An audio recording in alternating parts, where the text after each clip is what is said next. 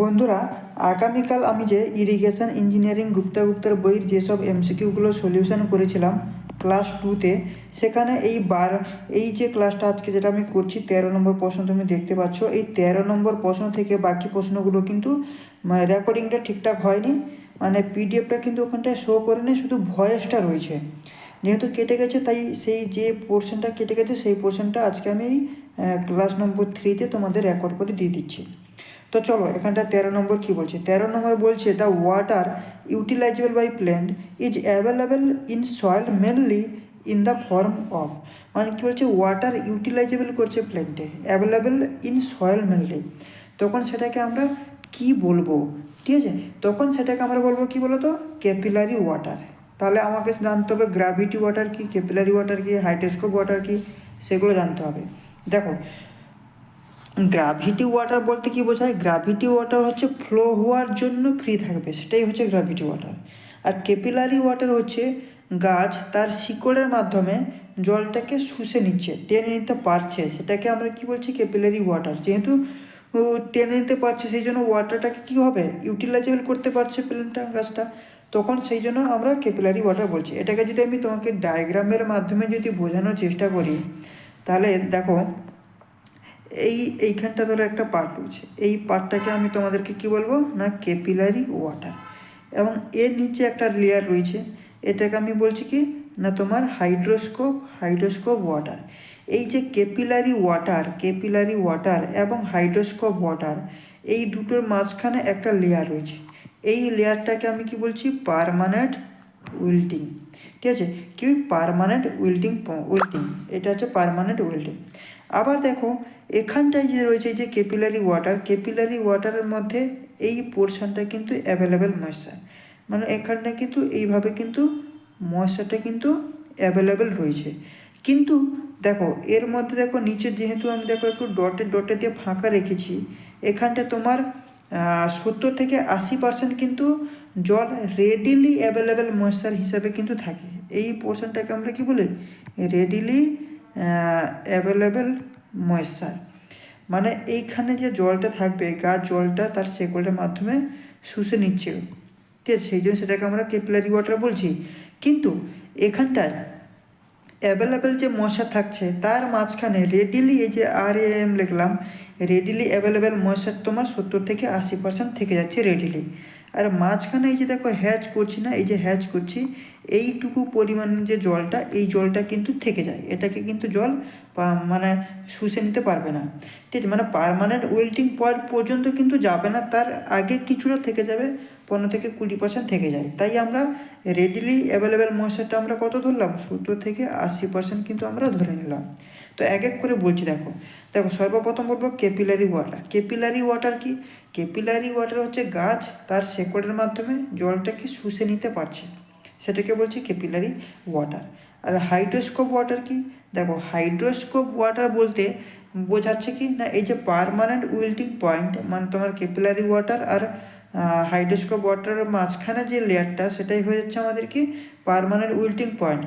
এই permanent wilting পয়েন্টের নিচে থেকে যাচ্ছে আমাদের হাইড্রোস্কোপ ওয়াটার, মানে গাছ জলটাকে টেনে বের করতে পারছে না, যেহেতু পার্মানেন্ট উইল্টিং পয়েন্টের নিচে কিন্তু আর যেতে পারছে না শেকড়টা, তাই এই নিচে রয়েছে কি হাইড্রোস্কোপ ওয়াটার, তাই জন্য ওই জলটা গাছ শেকড়ের মাধ্যমে তুলে নিতে পারছে না, ওই জন্য ওটাকে আমরা কি বলছি? হাইড্রোস্কোপ ওয়াটার। আর অ্যাভেলেবেল ময়েশ্চার বলতে, অ্যাভেলেবেল ময়েশ্চার মানে এই যে হ্যাচের মতো করেছি, এটা হচ্ছে অ্যাভেলেবেল ময়েশ্চার, মানে ঝিকঝাকের মতন, এইটা দেখতে পাচ্ছ, এটা হচ্ছে অ্যাভেলেবেল ময়েশ্চার। কত? 70 থেকে 80% থাকবে। অ্যাভেলেবেল ময়েশ্চার মানে এই এরিয়াটার মধ্যে জল নিতে পারবে, তারপরে কিন্তু আর নিতে পারবে না, এইটা জল নিতে পারছে তারপরে কিন্তু আর নিতে পারছে না। আর রেডিলি অ্যাভেলেবেল ময়েশ্চার মানে তোমার 70 থেকে 80% রেডিলি থাকছে, এবং এই নিচের যে পোর্শনটা যেটা হ্যাচ করছি, ওই পোর্শন জলটা কিন্তু গাছ আর নিতে পারছে না, ঠিক আছে, সেটাকে হচ্ছে রেডিলি অ্যাভেলেবেল ময়েশ্চার। সো এখানটা আমাদের বি হয়ে যাবে কারেক্ট অ্যান্সার। ওকে, চলো এরপরে আমরা 14 নম্বরে যাব। 14 নম্বর কি বলছে দেখো, 14 নম্বর বলছে the amount of irrigation water required to meet the evapotranspiration জিনিসটাকে আমরা বুঝবো। Need of the crop during it full growth is called. দেখো এখানে ইভাপো ট্রান্সপিরেশন কি, এই জিনিসটা যদি বোঝানো হয় তাহলে আমি এইভাবেই বলবো তোমাকে, যে একটা গাছ বেড়ে ওঠার জন্য যে ইভাপোরেশন এবং ট্রান্সপিরেশন করছে, এই ইভাপোরেশন এবং ট্রান্সপিরেশন করার জন্য যেটুকু জলের দরকার সেইটুকু জলটাকে আমরা কি বলছি, কনজাম্পটিভ ইউজ। এই কনজাম্পটিভ ইউজটা কি সেটা আমরা বুঝে গেলাম। একটা গাছ বেড়ে ওঠার জন্য ইভাপোরেশন এবং ট্রান্সপিরেশন করছে, এই ইভাপোরেশন এবং ট্রান্সপিরেশনের জন্য যেটুকু জলের দরকার হচ্ছে সেইটুকু জলটাকে আমরা বলছি কনজাম্পটিভ ইউজ।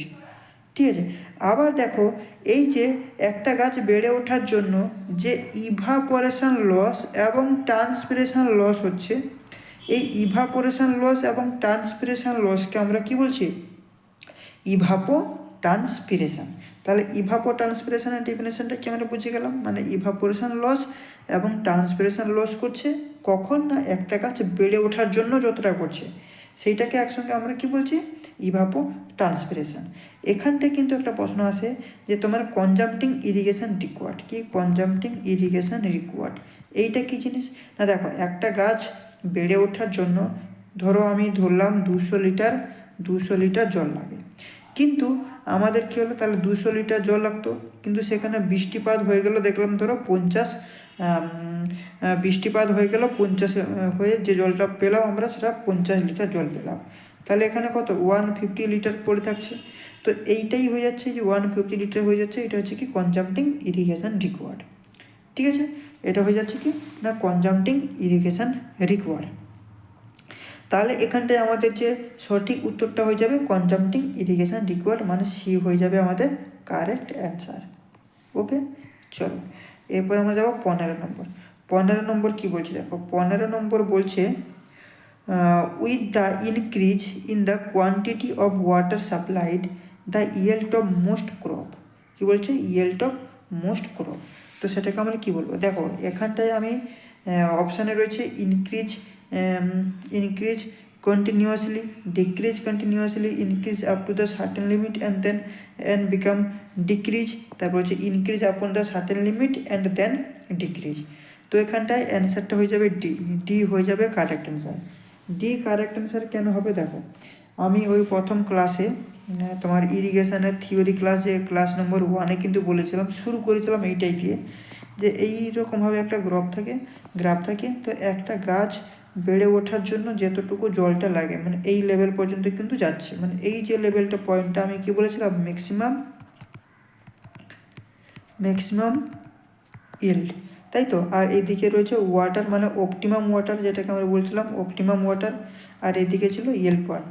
ঠিক আছে, তো দেখো একটা গাছ বেড়ে ওঠার জন্য ম্যাক্সিমাম একটা লিমিট পর্যন্ত ওয়াটার লেভেলটা যাবে, তাই ম্যাক্সিমাম কী হয়ে যাচ্ছে, ইনক্রিজ করে যাবে, একটা সার্টেন লিমিট পর্যন্ত ইনক্রিজ করছে, তারপরে কিন্তু দেখো এইভাবে কিন্তু সুলভ হয়ে ধীরে ধীরে কিন্তু নিচের দিকে নামতে থাকবে। ঠিক আছে, সেই জন্য এটাকে, এই যে এই স্লোপটাকে আমরা কি বলি, নর্মাল ডিস্ট্রিবিউশন কার্ভ, কি বলি, নর্মাল ডিস্ট্রিবিউশন কার্ভ, তাই না। তাহলে এটা কি হয়ে যাবে, আমাদের ডি হয়ে যাবে কারেক্ট অ্যান্সার। ডি কি বলছে, increase upon the certain limit and then decrease, তো ডি হয়ে যাবে আমাদের কারেক্ট অ্যান্সার। ঠিক আছে, তো এইটুকু ছিল আগামী দিনের ক্লাসটা।